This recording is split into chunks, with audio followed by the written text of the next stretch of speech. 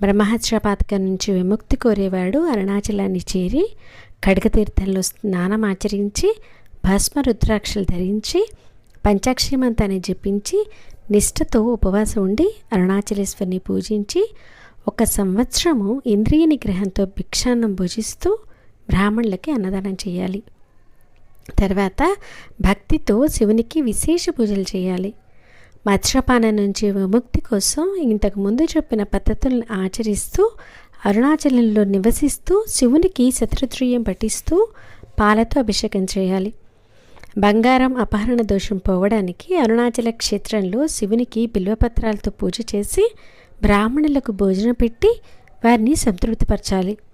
ఈ విధంగా నియమబద్ధంగా జీవిస్తూ సోణగిరిని 3 మాసాలు సహస్ర దీపాలతో అర్చించి ఒక కన్యను అలంకరించి బ్రాహ్మణునికి దానం చేయాలి.